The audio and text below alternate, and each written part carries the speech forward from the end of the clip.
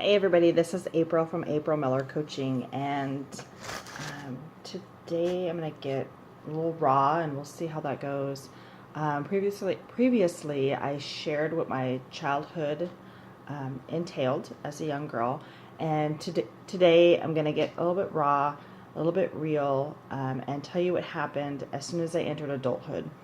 I think that many of us have been at probably see themselves in me and I in them at some level. But I think there's different intensities. Maybe perhaps I don't know. To me, this felt like normal, and maybe when you're watching this or reading my blog, you're thinking, "Oh my God, like what the hell did she go through?" So I guess it just depends on your background. So, anyways, this is how my went. So after high school, I immediately left home and I went to college. There's no way I wanted to stay at home and go to a community college. I really felt like I was suffering at home. I was miserable. I felt like I was picked on and teased too much, and definitely way too controlled.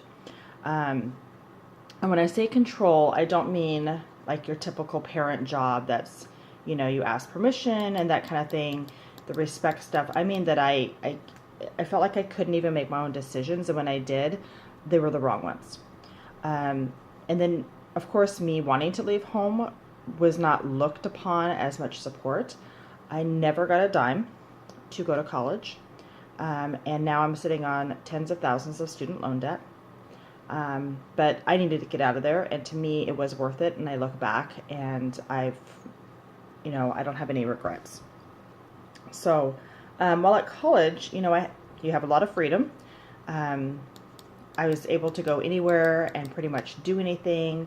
I didn't have a car at first, but I still took advantage of the freedom. And I made some good choices, but I also made some not so good choices. And one of the not so good choices was going out and partying. And I would drink too much and do things that I wasn't proud of. But this is how I got my self-esteem. So you need to remember that at home, I was not getting any self-esteem. There was, some family members that tried to help with that, but for the most part, it just wasn't working. And so now in college, I can control this self-esteem, and I can seek it out, and I can get it, and now I'm feeling good, right? But it was very temporary. I was very successful when I did this, but it definitely wasn't the best way to go about it. But remember again, this is the only way I knew how to get it, and it was a guaranteed self-esteem. So the best thing that I liked was that I was in control.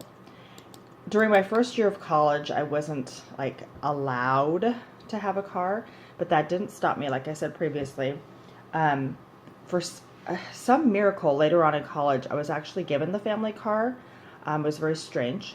So I had a little bit more freedom. I was expected to go home for nearly every holiday. And if I didn't want to, I made up some excuse, but it had to be a good one. Or actually, let me think about this.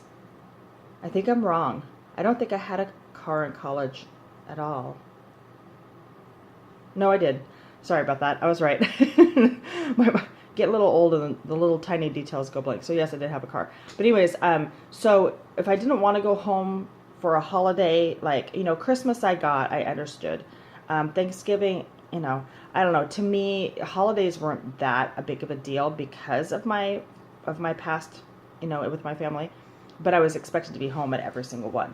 And anyways, and if I didn't want to, I had to make up a really, really good excuse. But if I didn't get home from college at a certain time, I was questioned why.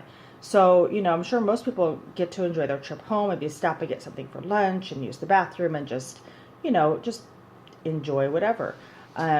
Travel from my college to my house was about 2.5 hours.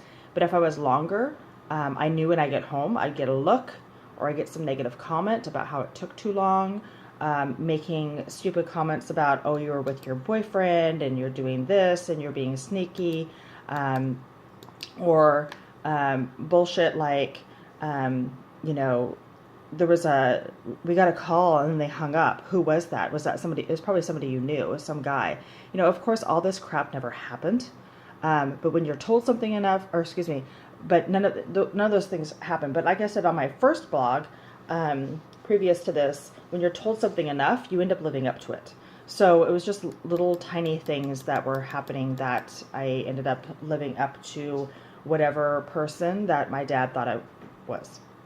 And I'm not sure how I made friends being so negative and making the choices I made. There's one girl that I'm still friends with, and bless her.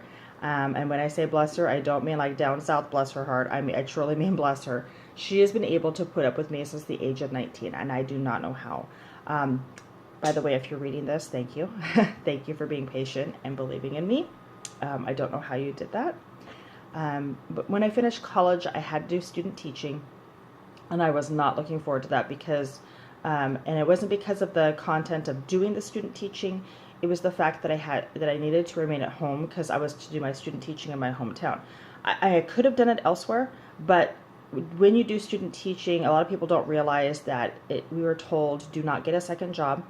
And even if you did, you'd have to work a lot in order to support yourself with rent and everything, and you're going to overwork yourself. So the implication is that you are focused on student teaching because it is a lot to do. But I'm really glad it didn't work because it was a lot of intense work. But again, here I am at home. I'm not liking it. I'm still hearing that negative over and over and over again. I will continue this as to what happened next after I graduated college.